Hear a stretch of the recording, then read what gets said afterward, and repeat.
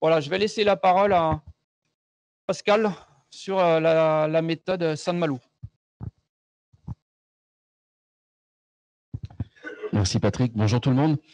Donc je vais vous présenter assez rapidement, mais on va rentrer un petit peu dans les détails techniques de cette méthode qu'on a appelée la méthode Saint-Malo. Alors pourquoi Saint-Malo? On s'est un peu creusé la tête, on s'est arraché un peu de cheveux. Il faut quand même trouver un nom à cette méthode qui sort de la pesée classement marquage, comme on le fait d'habitude, ou le rôle d'Uniport en abattoir. Donc sans Malo, pourquoi? Bon, déjà le petit clin d'œil à la Bretagne peut-être, mais surtout sans malodorant et sentir les malodorants. Voilà, donc chacun prendra ça un peu comme il veut, mais au moins on a un nom. Hein. Au-delà du nom maintenant, plus dans le détail. Donc c'est l'encadrement des détections des odeurs, encadrement des détections. Donc finalement la détection étant faite par un opérateur. Pour rappel, dans le contexte un peu général de la demande de la filière, on a reçu au niveau d'Uniport une demande de travailler sur la détection des odeurs. Donc ça date de 2020. Donc en 2020, on a eu donc un courrier du GPVB nous demandant d'encadrer. Et vous avez entendu aussi dire que tout le monde disait que Uniport allait travailler sur le dossier. Donc cette méthode, on l'a validée en conseil d'administration. On a demandé à Patrick, ici présent, donc de venir nous présenter les méthodes existantes, ce qu'il a fait là tout de suite. Et on a décidé donc de travailler sur le nez humain.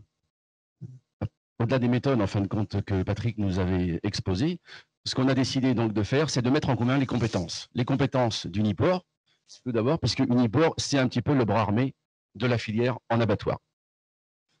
Et on a ici travaillé sur les compétences de l'IFIP, l'IFIP étant plus sur les méthodes utilisées. Donc on a rencontré différents acteurs, c'est ce que je vais vous présenter. Les acteurs européens donc de la filière, les acteurs en charge aussi, les organismes de classification, de consolidation des méthodes. Et on a effectué les développements informatiques dans ce sens. Voilà, donc au sujet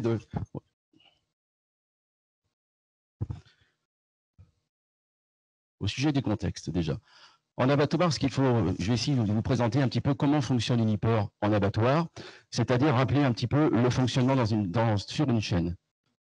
Nous avons en amont de la chaîne, donc là vous avez l'amont de la chaîne, vous avez Uniport, et après vous avez l'aval de la chaîne. Donc Uniport intervient déjà après l'anesthésie des animaux, la préparation des animaux, la saignée, les lacérations, et après nous avons la numérotation et l'habillage de la carcasse. Ça, c'est la chaîne classique en abattoir.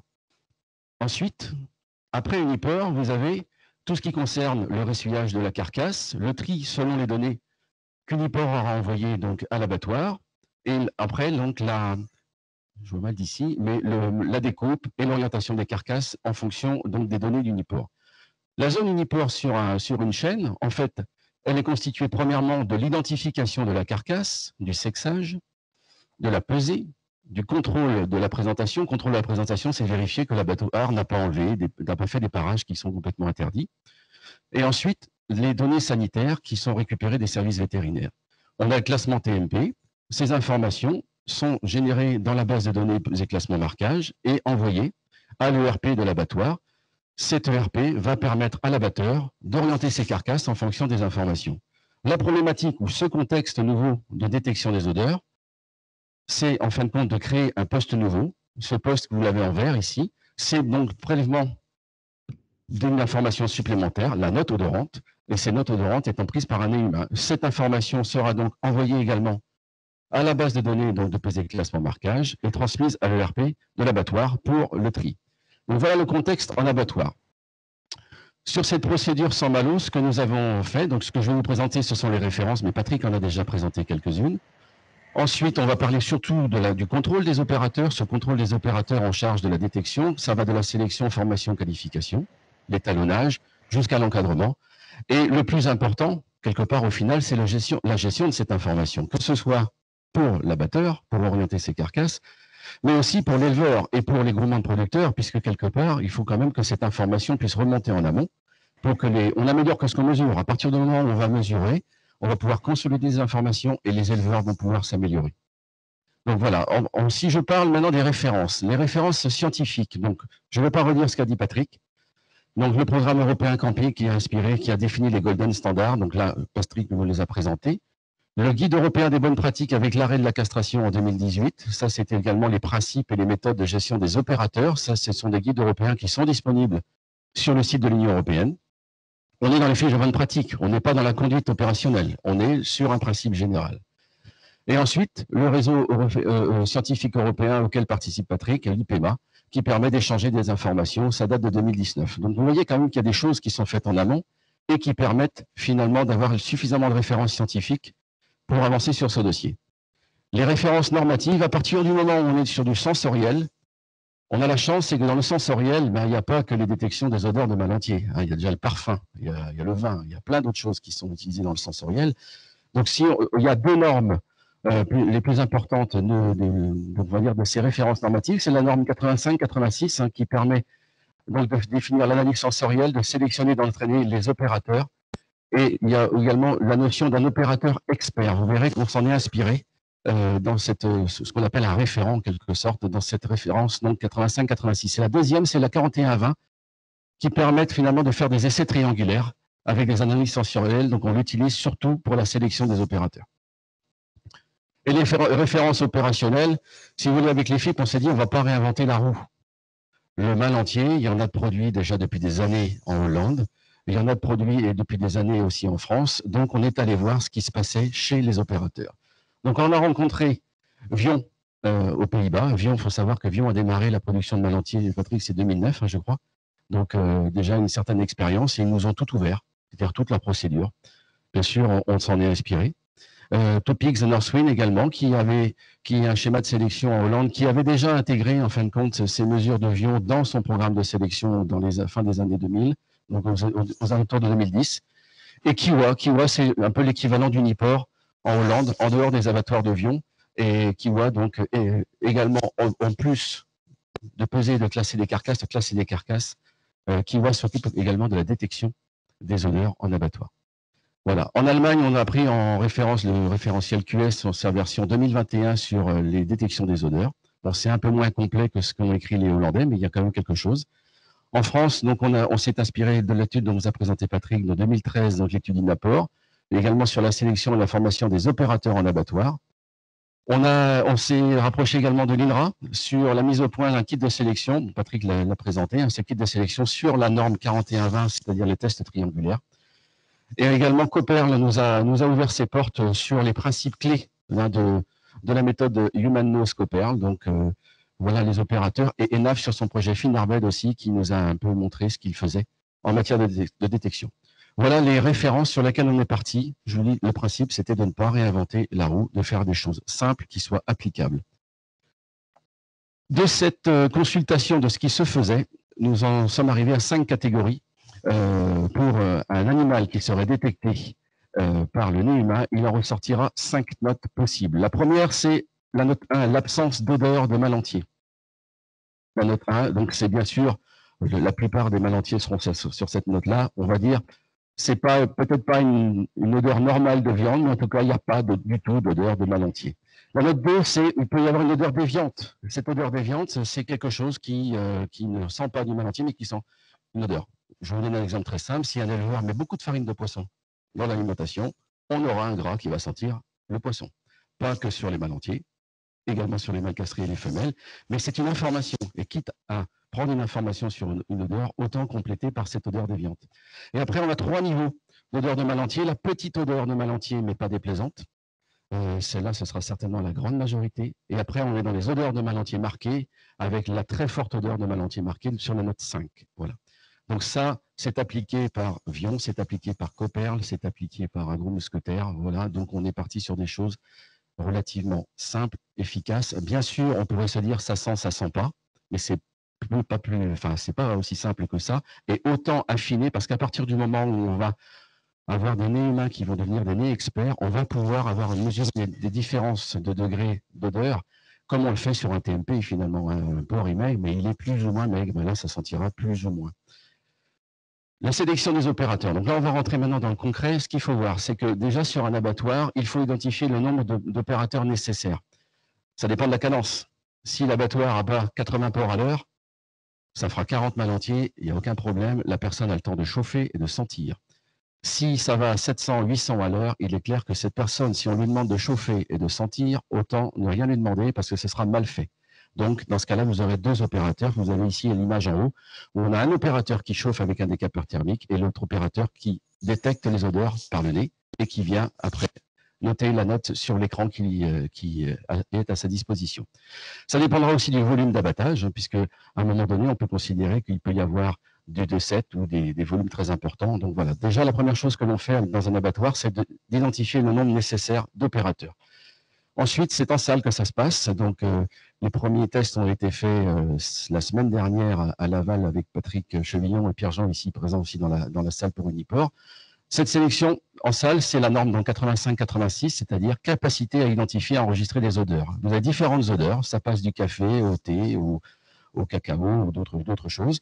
Et on doit, déjà l'opérateur, avant de détecter les odeurs de mal entier, il faut déjà qu'il soit capable de détecter les odeurs. Ça paraît simple, mais tout le monde n'est pas capable de le faire. Donc, premier test. Ensuite, test sur molécules pures, l'androsténone et le scatol, parce que là, c'est quand même ce qui va nous importer et ce qui va être essentiel. Et après, les tests triangulaires INRAE, donc vous avez 8 séries de 3 échantillons.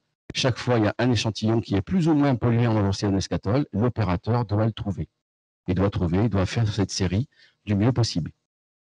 Et ensuite, les tests sur échantillons de gras qualifiés avec des mesures de répétabilité, c'est-à-dire ce qui a été fait, c'est vous avez à chaque fois 5 échantillons de gras. Là, on parle du gras, hein, ça va être chauffé, parce que il y a la détection d'une molécule simple, mais après, il y a aussi sur gras, et des fois, le nez peut réagir différemment, avec la répétabilité, c'est-à-dire qu'on doit tester vraiment si la personne, que ce soit pas un coup de chance sur un coup, oui, que ce soit répétable et qu'elle le trouve. Voilà, donc tous ces tests sont faits en salle pour déjà savoir sur le nombre de personnes qui sont passées en test, pour savoir sur le nombre de personnes qui sont passées en test, combien pourront être mis sur chaîne. Ensuite, on va identifier sur ce site d'abattage, vous avez vu dans la référence 85-86, un expert, donc on va appeler le référent. Cette personne, déjà, devrait être très bonne sur les gras qualifiés ou sur les tests qu'elle a effectués, mais surtout, c'est une personne qui devra quand même être motivée, être capable de communiquer et d'encadrer les personnes, puisqu'on va quand même lui demander d'encadrer, de contrôler les opérateurs. Vous allez voir un peu plus tard. Une fois cette formation ou cette faite en salle, la formation se fait sur chaîne d'abattage, en parallèle avec le référent sur double poste. Donc, dans chaque abattoir, il y aura systématiquement 2 postes de détection des odeurs. Un poste de travail, où là, l'information sera rentrée dans le système et servira de référence pour toute la continuité de l'information qui accompagne la carcasse, et un poste où la personne en formation pourra également donner sa note, et bien sûr, on fera le lien après entre les deux, c'est-à-dire qu'à partir du moment où on a le référent qui teste les carcasses, c'est la personne qui est en formation devra avoir un pourcentage minimum défini de note commune. On n'a pas encore défini ce pourcentage, on est en phase de test actuellement, mais d'ici le mois de novembre, on aura terminé le pourcentage minimum pour être qualifié. Donc bien sûr, ça doit être fait sur un nombre minimum de carcasses, sur un nombre minimum de jours, et l'analyse de concordance par série permettra d'avoir la qualification au final de l'opérateur qui aura le droit d'aller travailler sur chaîne et détecter les odeurs. La rotation, la gestion des opérateurs, la rotation, donc il y a bien sûr un nombre minimum, un maximum de carcasses par jour à définir et un temps maximum par rotation. Aujourd'hui, on a défini qu'un opérateur ne pouvait pas faire plus de 150 carcasses de mal entier sans pause. Une pause de 15 minutes minimum. Donc ça permet dans les abattoirs où ça va très vite, ils sont à 2, donc ils peuvent changer. La personne qui a testé pendant 150 carcasses se met à chauffer pendant que l'autre qui chauffait se met à détecter. Et comme ça, on est dans une rotation classique. Voilà, donc une seule personne pour les 2 fonctions dans les petits abattoirs et 2 postes informatiques. Je vous passe les détails. Un poste informatique, bien sûr, pour le contrôle, mais aussi pour éviter les pannes, parce que des pannes informatiques, ça arrive. Et à Uniport, on a systématiquement doublé toujours les périphériques pour éviter de bloquer la chaîne. Sur le contrôle, c'est certainement la phase la plus importante, le contrôle des opérateurs. Vous avez vu la formation. La semaine dernière, on a passé 13 opérateurs à Laval. Il y en a eu 6 qui ont été qualifiés. Vous voyez, donc c'est classique. Il y a des opérateurs qui s'étaient présentés, qui finalement étaient complètement anosmiques par rapport à l'androsténone. Il y a des opérateurs qui n'étaient pas assez bons dans la répétabilité de la méthode, mais 6, ça correspondait aux besoins de l'abattoir, donc on est bien. Vous voyez, à peu près 50% des personnes. Si vous faites le test ici dans la salle, vous allez voir, je vous ai amené ici une petite bandelette si vous voulez vous amuser à la sentir, et pourtant elle est chargée en androsténone et en scatol. Tout le monde ne la détectera pas, pardon. Voilà, donc sur le contrôle, premièrement, Ce qui est fondamental pour nous à Uniport, c'est d'être capable de dire que la personne qui démarre la journée et qui va détecter, qui va me donner l'information qui aura des conséquences importantes derrière, on doit être sûr qu'elle est bien réveillée. On doit être sûr qu'elle n'a pas chopé le Covid il y a une semaine. On doit être sûr qu'elle n'est pas enrhumée. Donc, qu'elle est capable de détecter les odeurs. Donc, vous avez ici 5 tubes avec des QR codes. Concrètement, ça se présente exactement comme ça. Alors, on pourra le faire passer après si vous voulez. Hein. C'est un tube avec l'intérieur, il y a une bandelette comme dans les magasins de parfums, sauf que là, c'est pas du parfum classique. Et vous avez donc ici un QR code sur la bandelette, c'est-à-dire que la note est complètement illisible à l'œil nu. L'opérateur devra sentir les 5 bandelettes, les mettre dans l'ordre 1, 2, 3, 4, 5. Et après, l'opérateur Uniport, lui, vérifiera que c'est bien 1, 2, 3, 4, 5. Si l'opérateur s'est trompé, il devra recommencer. Tout ça sera mouchardé. Et vous comprenez bien que si l'opérateur, à chaque fois, il fera au moins 3 fois pour y arriver, on lui dira que là, il est temps qu'il fasse autre chose. Voilà, c'est un moyen simple de s'assurer que l'opérateur est bien réveillé et capable de le faire. C'est aussi un moyen d'éviter les notes tout à fait subjectives.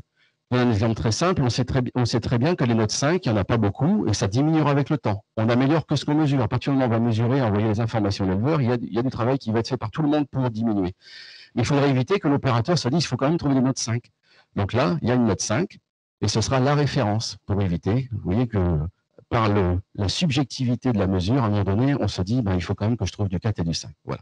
Donc, ce n'est pas un contrôle parfait, mais quand vous avez passé ce contrôle-là, quelque part, là, on est relativement stable. Ça n'existe pas actuellement et ce sera mis en place dès la semaine prochaine à Laval sur les contrôles des opérateurs.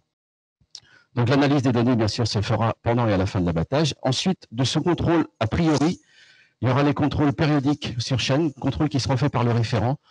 On définira un pourcentage minimum de carcasses qui devront être détectées systématiquement par l'opérateur et le référent.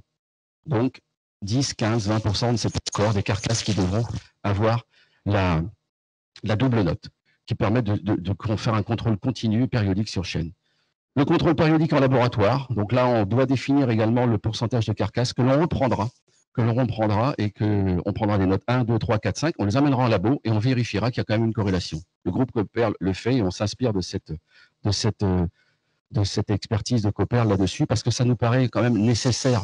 Il n'y a pas que le contrôle subjectif, il y a aussi l'analyse chimique. Même si Patrick l'a dit, le bouquet, c'est certainement différent de l'androcénone de l'escatol, mais quand même, il y a quand même des golden standards, il y a des bases qu'il nous faut vérifier. Voilà. Et les mesures correctives seront faites si nécessaire. Donc, vous voyez que ce contrôle des opérateurs, ça va être la clé du fonctionnement. Après, il y aura bien sûr les rythmes manuels, des feedbacks sur les résultats, des consolidations d'acquis. Je passe sur les détails, mais en gros, on va se rendre compte que les opérateurs, à partir du moment où ils vont détecter, ils vont devenir de plus en plus performants. Et bien sûr, l'intégration d'un nouvel opérateur sera la clé et on prendra le temps qu'il faut. Mais on fera aussi des réunions annuelles pour les former avec l'élargissement à d'autres composés olfactifs et des tests de répétabilité sur gras qualifiés. Un opérateur, c'est pas parce qu'il a passé un test une fois qu'il peut détecter ad vitam aeternam. En gros, il aura 1 an, il aura un certificat pour 1 an et on validera tout ça dans une procédure et des modes opératoires. L'encadrement des opérateurs d'un point de vue administratif, bon là c'est un peu plus dans le détail, mais ce seront des salariés des abattoirs, mais qui seront sous la gouvernance opérationnelle d'Uniport. C'est-à-dire qu'Uniport pourra très bien dire cet opérateur ne peut plus faire cette mission. Mais ce seront des salariés de l'abattoir pour une raison simple, c'est qu'il faut suffisamment d'opérateurs par rapport aux besoins, comme on l'a vu, et que ces opérateurs peuvent tourner sur différents postes de la chaîne. La sélection et la formation, on l'a vu, c'est Uniport. La gestion opérationnelle qu'on traite, c'est le supérieur hiérarchique de l'abattoir ou le référent, et les contrôles sont faits sous l'encadrement d'Uniport, et en double poste, c'est le référent. Donc, concrètement, si on reprend la diapo du début avec la chaîne d'abattage, donc vous avez le poste de détection, vous avez le tri des carcasses en aval. On voit que donc cette information sera envoyée, la note d'odeur sera envoyée à l'ERP de l'abattoir qui pourra orienter ces carcasses dans le ressuyage, qui pourra également orienter ces carcasses selon les débouchés, puisqu'on l'a vu que inévitablement, il y aura des notes 4, il y aura des notes 5, il y aura des notes 3, et ces carcasses-là ne pourront pas avoir les mêmes débouchés que des notes 1. Ça, c'est fondamental. Et les informations seront systématiquement à la disposition de l'abattoir dans la base PCM-Port avec les notes et les statistiques qui vont avec, puisque bien sûr, l'opérateur devra avoir cette information pour savoir si les performances s'améliorent déjà dans son outil et en fonction de l'origine des porcs. Et pour l'éleveur, Là, on remonte. Donc, en fin d'abattage, l'éleveur recevra sur son bordereau les informations avec le pourcentage d'odorant et les notes pour chaque animal qui a été détecté. L'information sera également remontée au groupement et aux partenaires de l'éleveur. Donc, les groupements, ce sont les OP, mais les partenaires, ce sont les organismes de nutrition animale, de santé animale ou de génétique qui, avec l'accord de l'éleveur, pourront également recevoir les informations pour mettre en place des pistes d'amélioration, toujours avec la connexion sur des statistiques historiques ou pas. Voilà. Après, je vous passe le planning où nous sommes en septembre 2020. Vous pouvez retourner dans le hall 1 qui est de nouveau accessible. Bon, si vous voulez y aller, c'est maintenant. Hein. Au niveau du planning, donc on est en septembre. Vous voyez, donc là, en vert, c'est la partie des logiciels. En rouge, c'est la partie élaboration de la méthode. Je vous passe les détails. Nous serons prêts fin novembre. La méthode sera écrite, documentée fin novembre. Ça veut dire que fin novembre, ça veut dire qu'on sera prêt dans les abattoirs qui le souhaiteront. Il faudra installer, former les opérateurs. Donc, à cette question dont tout le monde nous pose, mais Uniport, qu'est-ce que vous faites? Et quand vous serez prêt, on sera prêt fin d'année, mais à partir du moment où un abatteur nous demandera, il faudra un certain temps, comme disait Fernand Reynaud, mais au moins 3 mois pour l'installer et former les opérateurs. Voilà, donc on peut dire qu'au printemps 2022, normalement, cette méthode sera disponible en abattoir pour les abattoirs qui le souhaitent. Je précise bien, enfin Thierry, je te laisse parler de ces choses-là. Voilà pour ça. Les coûts engendrés, puisque c'est une fonction nouvelle, c'est une mission nouvelle. Il y aura des éleveurs qui feront du mal castré, il y aura des éleveurs qui feront du mal entier. Donc, il est clair que les éleveurs qui font du mal castré ne devront pas payer ces coûts engendrés. C'est un peu normal, on doit séparer les choses. Donc, les coûts engendrés, la mise à disposition de personnel par l'abattoir Uniport sera facturée par l'abattoir Uniport. Ça rentrera dans les coûts. Il y aura les analyses chimiques, on l'a vu, il y aura la formation, la maintenance informatique. On isolera ces coûts et on appellera une cotisation spécifique par le mal entier détecté. Ça, ce sera ce qui sera présenté en conseil d'administration. C'est l'orientation, en tout cas, actuelle. La cotisation spécifique, il y aura la liste des élevages en production de mal entier et la définition d'un coût par mal entier. Voilà ce que je pouvais vous dire.